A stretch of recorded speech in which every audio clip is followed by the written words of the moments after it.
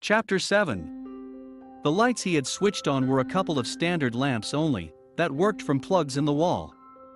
Both had mignonette-colored shades, and while one shade stood a-tilt near the siphon and glasses, the other threw a soft light on Philip's little escritoire.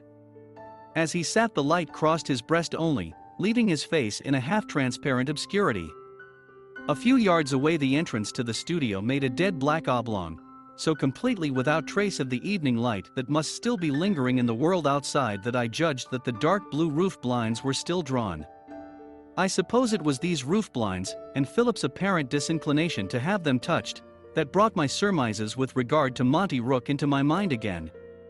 And somehow, back again under the roof where the tragedy had happened, these surmises seemed to have grown a little more threatening.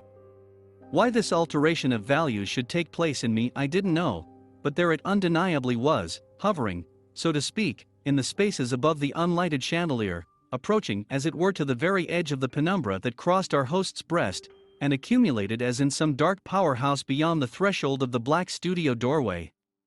And as this feeling grew on me, lesser feelings seemed by comparison to grow less still. My hastily seized on explanation with regard to Joan seemed all at once insufficient. A shock of some kind she would naturally receive, that was unavoidable in any event, but what would be simpler than to write to her immediately, to tell her what had been discovered since her departure, to promise to send her daily bulletins, and to warn her that for the present, in the absence of letters, these must suffice. I didn't know to what extent I was supposed to be privy to the chummy Smith-Joan Merrill love affair, but in the circumstances I did not let that trouble me. I just said what I thought. "She'll have to be told some time or other," I finished by saying. But for some reason or other he waved my words aside. "Wouldn't do at all." His voice came from within the shade of the mignonette-colored lamp. "Must think of something better than that. But she'll be expecting letters. And she won't get them. My way's much the kindest." "What's the objection?" "Oh, heaps of objection," he answered evasively. "I don't know half of 'em myself yet." On this I instantly fastened. "Ah. Then you haven't seen the fellow yet you spoke of?" I knew I had him. I could feel his mental wriggle. "What fellow?" "You said this morning it wasn't your affair but somebody else's."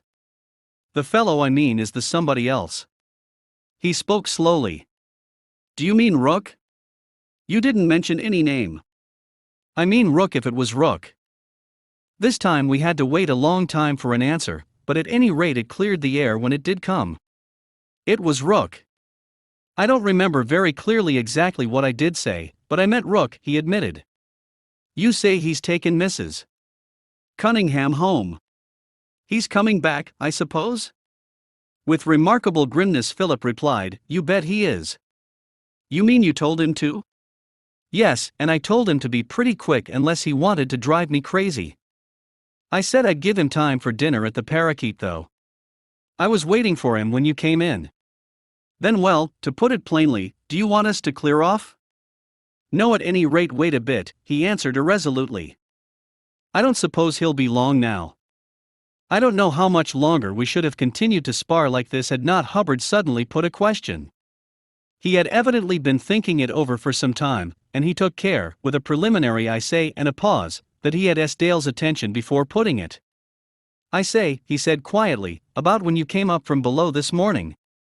Why did you want to brush Rook's clothes?" "And that settled it." Dale began with one more. "Did I?" But Hubbard did not let him finish. "Yes, you did," he cut him short. "It was the very first thing you did. And he jumped back when you tried to touch him." "Why?" There was no further attempt at prevarication. Without even taking the trouble to rise, Dale pushed back the lamp, opened the upper drawer of the escritoire as he sat, and from the corner of it drew out and placed on the table a 7.65 mm Webley & Scott automatic pistol.